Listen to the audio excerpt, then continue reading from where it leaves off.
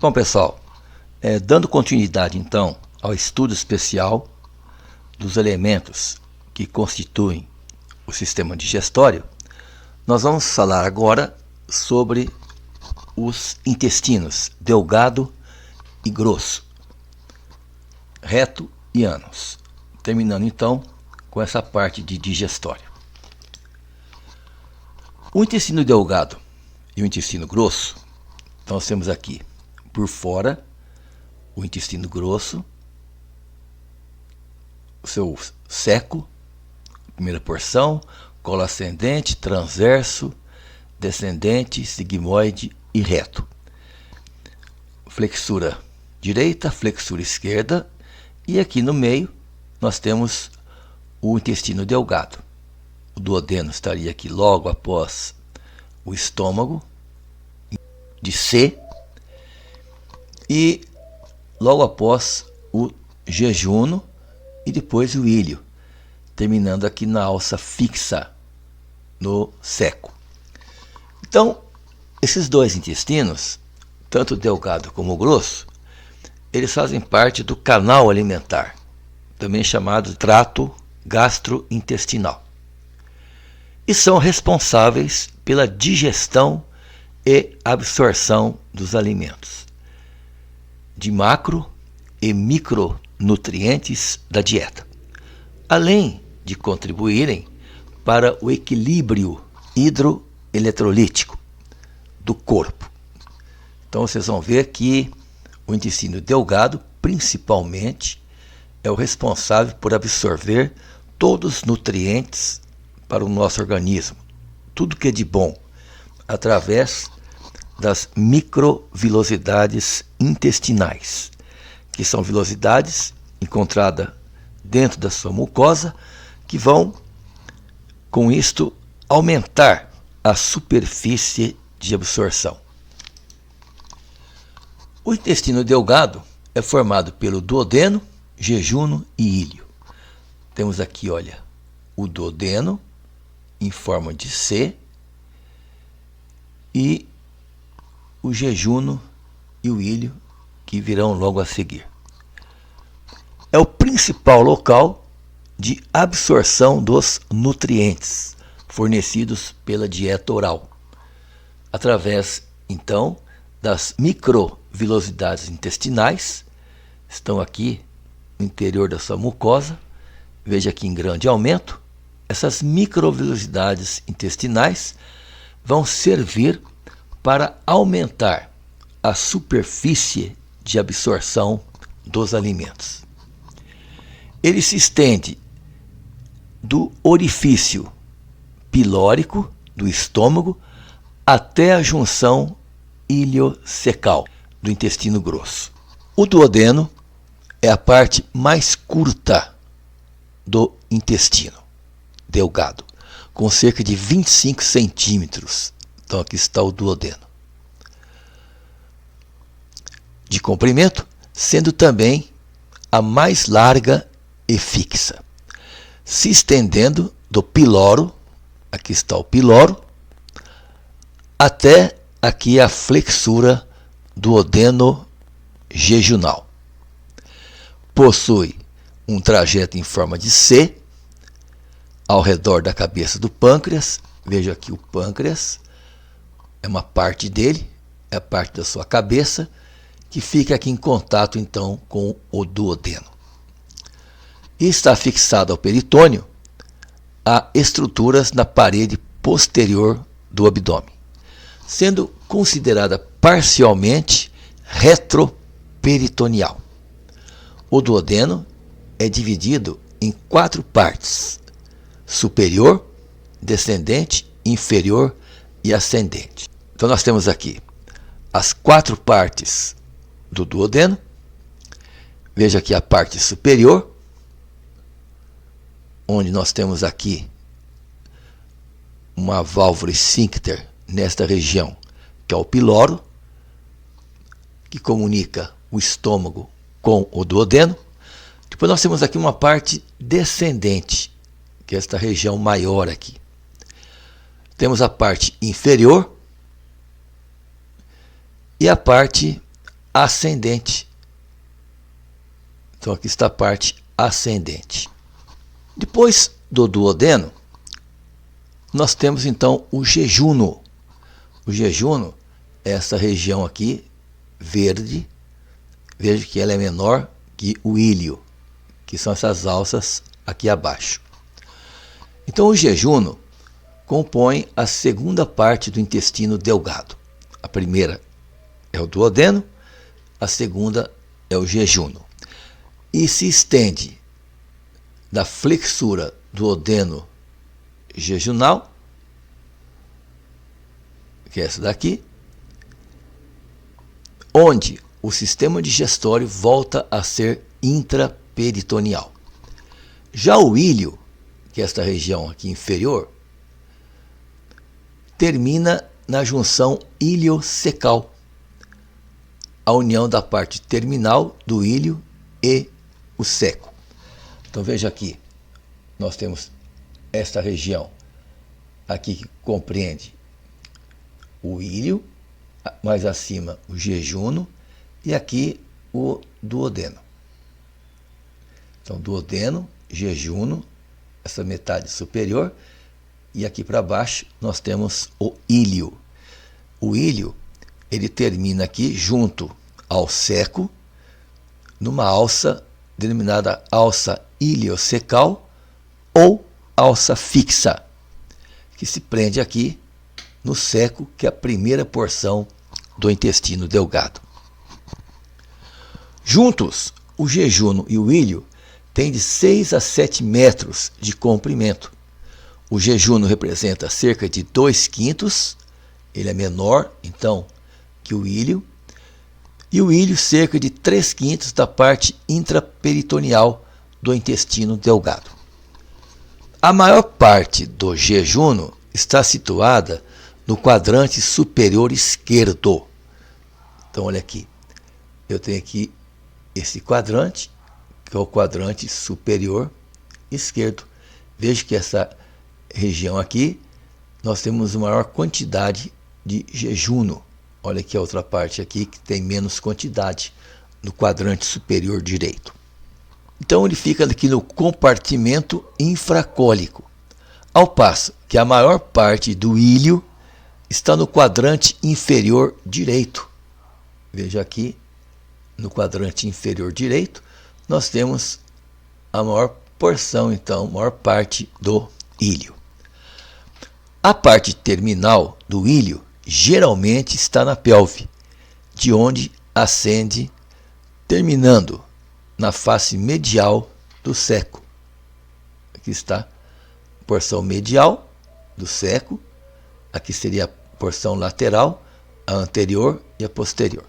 Característica dos intestinos jejuno e íleo quanto à sua coloração. Embora não haja assim uma linha de demarcação nítida entre o jejuno e o íleo, eles têm características distintas que são muito importantes. Então veja que o jejuno, por ter uma maior vascularização, ele apresenta uma coloração vermelho forte. Então veja aqui, ele tem uma coloração vermelho mais carregada.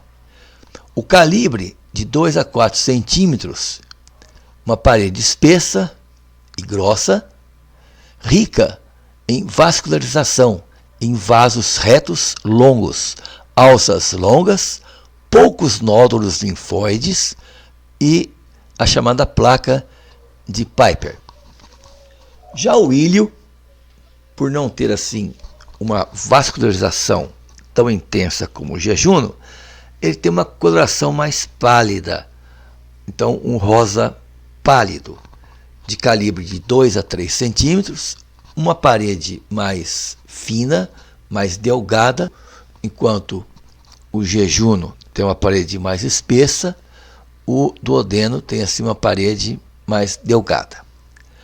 Pouco vascularização, então tem pouca vascularização, vasos retos curtos, alças curtas, muitos nódulos linfáticos, ao contrário do jejuno, que tem menos nódulos linfáticos, ou nódulos linfóides, e ele apresenta também a chamada placa de Piper. Nós vimos então, gente, o duodeno, o jejunum e ilho, que fazem parte então do intestino delgado. O duodeno é a primeira porção, tem a forma da letra C, onde se prende ali a cabeça do pâncreas, ela se encaixa ali no duodeno. Depois nós temos o jejunum, na parte mais superior, e inferiormente nós temos o ilho. E o ilho, então, terminando na junção iliocecal, como nós estamos vendo aqui, ó, no seco, na primeira porção do intestino grosso. Vejamos agora o intestino grosso. Então, o intestino grosso se estende por 1 a 1,5 metros de comprimento, desde a junção iliocecal, que é essa junção aqui, até o ânus. Veja que ele começa aqui no seco, tem um colo ascendente, transverso, descendente, sigmoide, reto e ânus. Então, esse intestino termina aqui no ânus. Ele é formado pelo apêndice vermiforme, está aqui. Então, o apêndice vermiforme se prende aqui no seco. Colo ascendente, ele sobe. Transverso, na junção do colo ascendente e transverso, nós temos aqui a flexura direita. Depois nós temos o colo descendente. Veja aqui que o colo transverso, quando se junta aqui com o colo descendente, forma aqui um ângulo, chamado flexura esquerda. Antigamente, essa região, essa flexura é chamada de ângulo esplênico, que está em contato com o baço, e a flexura direita, por estar em contato com o fígado, se denominava ângulo hepático. Nós temos aqui, logo após o colo descendente, o cólon sigmoide. Tem a forma de um S. E depois aqui o reto. E por último, o ânus. Tem importante função de absorver água. Então, o intestino grosso ele tem uma importante função de absorção de água dos resíduos indigeríveis do quimo líquido, contribuindo então para a solidificação das fezes e para que ocorra a defecação. O intestino grosso ele possui algumas características que a diferem do intestino delgado. Então, o intestino delgado, gente, ele é liso, ao contrário do intestino grosso, que apresenta elevações, que apresenta gordura, tênia. Então, nós temos aqui como os apêndices omentais. Apêndices omentais, que essa região aqui de gordura. As tênias cólicas, veja aqui que tem uma tênia, é uma faixa que fica bem aqui no centro do intestino grosso. Aliás, são 3 faixas. Austrações, que são essas saculações. Então tem aqui os estrangulamentos, que formam aqui as austrações, que são essas saculações que ocorrem ao longo do intestino grosso, originando seu aspecto sacular característico. Então nós temos aqui nessa figura o intestino grosso, que fica aqui em volta do intestino delgado. Olha aqui o jejunum, olha aqui o ilho. Então nós temos aqui o intestino grosso com esses apêndices omentais de gordura. Tem aqui a tênia, tem as austrações, que são essas esses estrangulamentos, tudo isso que vai caracterizar então este intestino. A primeira parte do intestino grosso é o ceco. Veja aqui, nós temos aqui o ceco, que é onde se prende aqui a alça iliocecal, ou alça fixa do ilho. E também no ceco, nós vamos encontrar aqui, olha, o apêndice vermicular. Internamente aqui, olha, nós temos a papila iliocecal. Aqui a alça, que seria a última alça do ilho, e aqui a região do ceco. É uma bolsa pendente inferior à papila renal. O ceco é precedido pelo ilho terminal, que é a última alça do ilho, que se prende no ceco, alça iliocecal, que se unem na junção iliocecal ou alça fixa.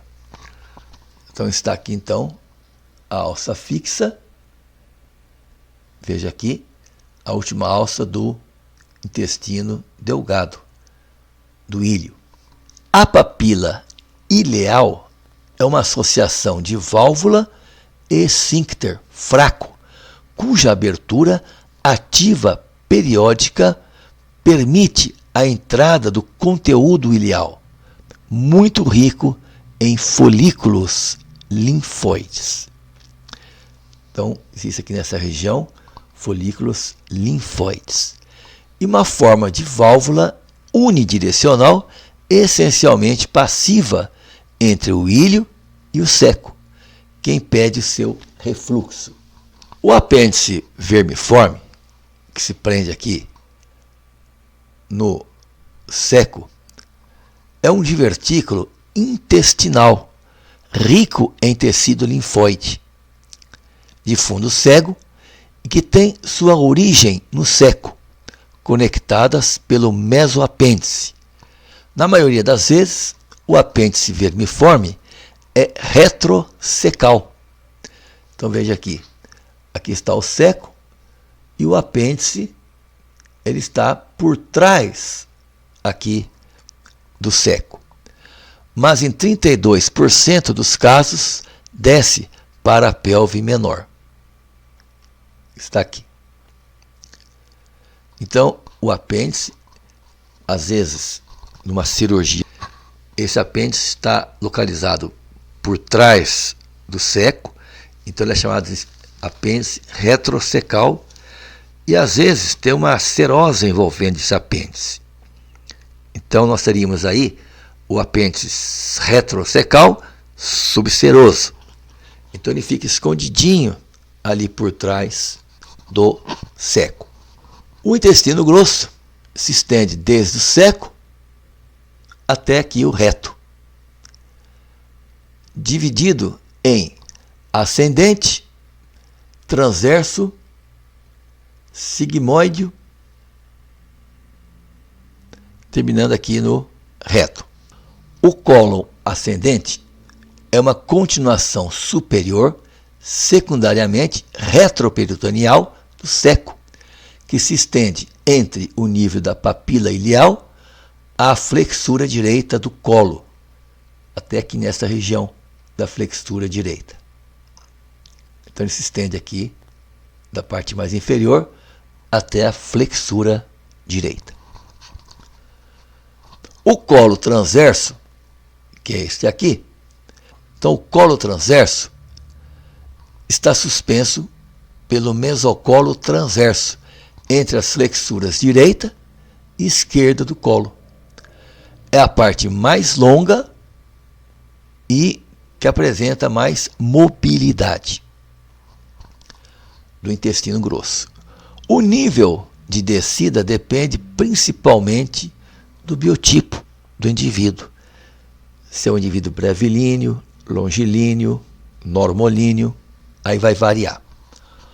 O colo descendente, que é este aqui, ocupa a posição secundariamente retroperitoneal entre a flexura esquerda do colo e a fossa ilíaca esquerda, onde é contínuo com o colo sigmoide. Está aqui o colo sigmoide, em forma de sigma.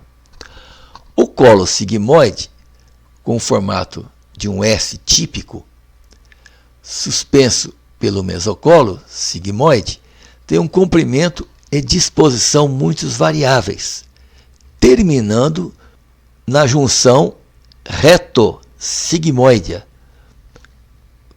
Está aqui, reto-sigmoidea.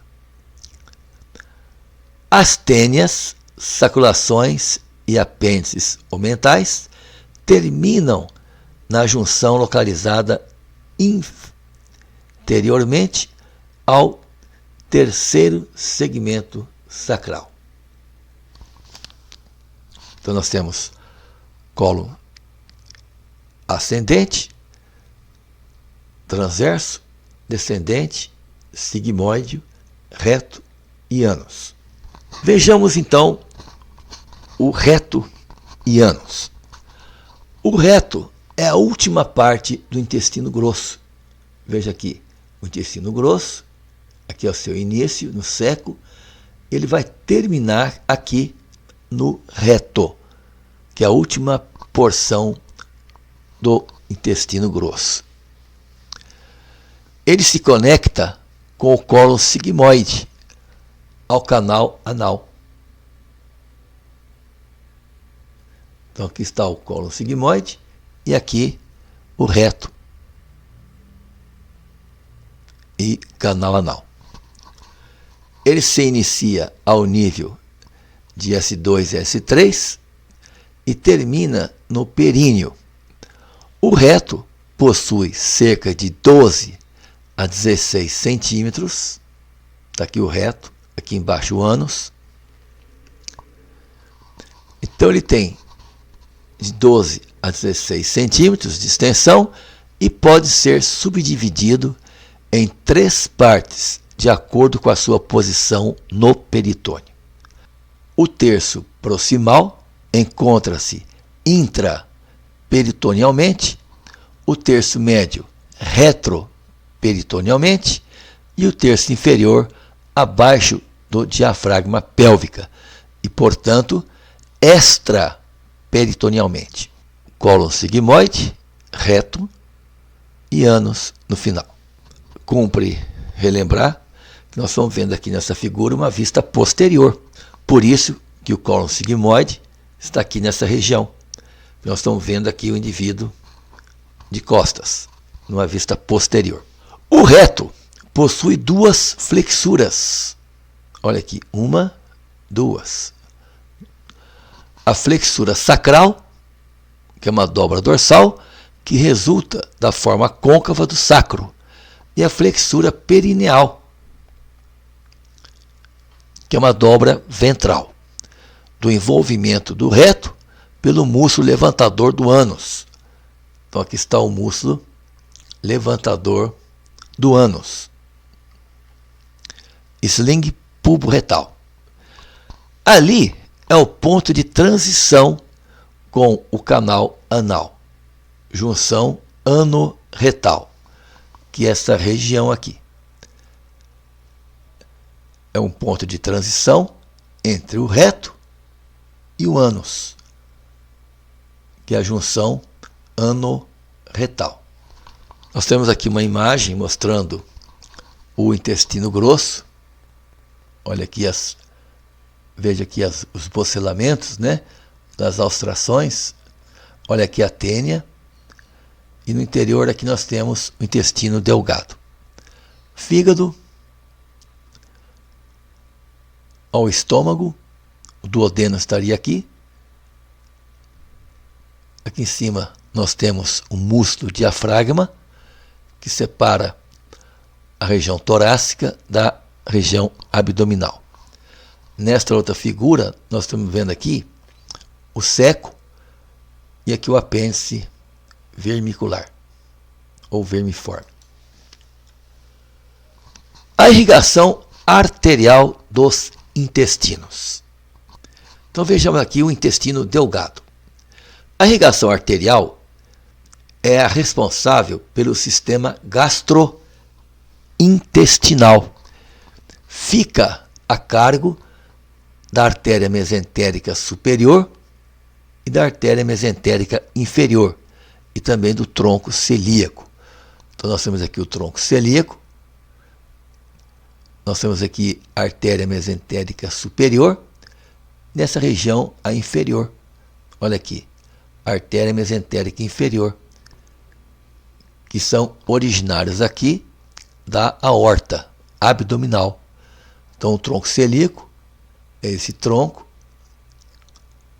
que se origina aqui da aorta, e a artéria mesentérica superior e inferior também se originam da aorta abdominal. E esses dois vasos, tanto a artéria mesentérica superior como a inferior, vão irrigar então o intestino delgado. A irrigação sanguínea do duodeno é feita por artérias oriundas do tronco celíaco. Por que razão? É simples. O tronco celíaco está na parte mais superior e o duodeno está aqui nesta região. Estaria aqui o estômago, logo em seguida o duodeno. Então o tronco celíaco vai irrigar então o duodeno. Como a artéria gastroduodenal e seus ramos, a artéria pancreático-duodenal superior e a artéria supraduodenal, que irrigam o duodeno proximal, ramo da artéria mesentérica superior e da artéria pancreático-duodenal inferior, que irriga o duodeno distal. Então veja que o duodeno é irrigado pelo tronco celíaco e o intestino delgado é irrigado então pelas artérias mesentéricas superior e inferior. As artérias mesentéricas superior e inferior irrigam também o intestino grosso. Veja aqui, olha o intestino grosso,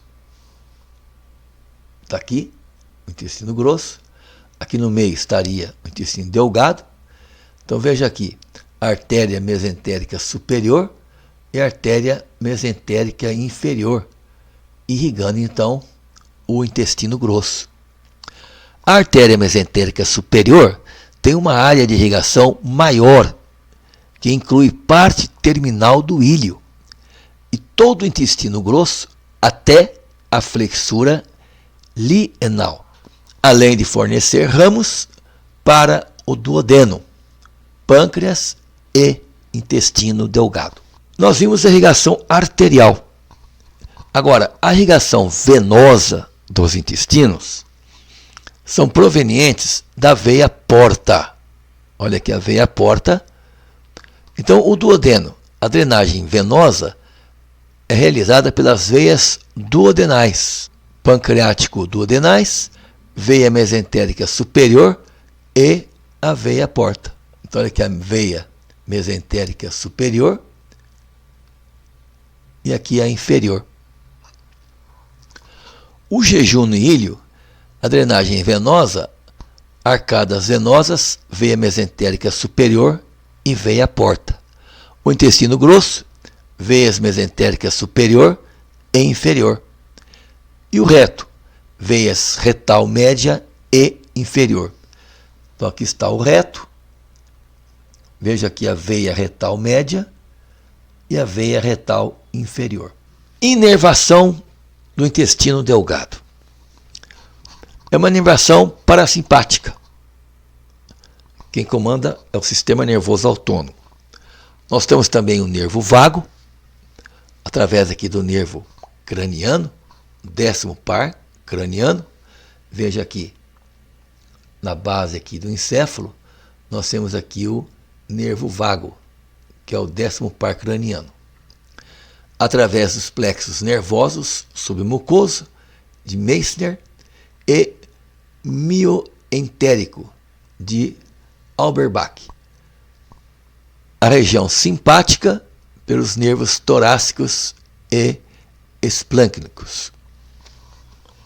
Então aqui está a inervação do intestino delgado. O intestino grosso é feita também uma inervação parasimpática do sistema nervoso autônomo e também do nervo vago, que é o nervo craniano. Olha aqui o nervo vago, 10º par craniano. Nervos esplâncnicos, pélvicos, de S2 a S4. A inervação simpática. Nós temos aqui os plexos mesentéricos superior e inferior, plexo hipogástrico inferior, inervação intrínseca, plexo mioentérico de Halberbach e plexo submucoso de Meissner. Então aqui está a inervação, veja que é a inervação do intestino grosso. Então nós vimos a irrigação do intestino delgado e grosso, vimos a irrigação venosa, repetindo. Então nós vimos a irrigação arterial do intestino delgado e grosso, através das artérias mesentéricas superior e inferior. Vimos também a irrigação venosa, também feita por essas principais veias mesentéricas superior e inferior. Vejamos agora os linfonodos, que são os elementos de proteção desta região. Então nós temos aqui os linfonodos dos intestinos delgado e grosso. São os linfonodos chamados linfonodos mesentéricos superiores e inferiores. Veja aqui próximo ao tronco celíaco, nós temos aqui os linfonodos mesentéricos superiores. E aqui mais abaixo, onde a aorta ela vai se subdividir, onde ela se termina, dando como origem aqui as artérias ilíacas direita e esquerda. Então, nesta região, nós temos os linfonodos mesentéricos inferiores. Então, veja aqui, os linfonodos são essas esferas que estão disseminadas em toda a região aqui dos intestino delgado e intestino grosso. Muito bem, então com isso nós encerramos o estudo especial das vísceras que compõem o sistema digestório. Numa próxima aula, nós vamos ver o estudo especial de outras vísceras.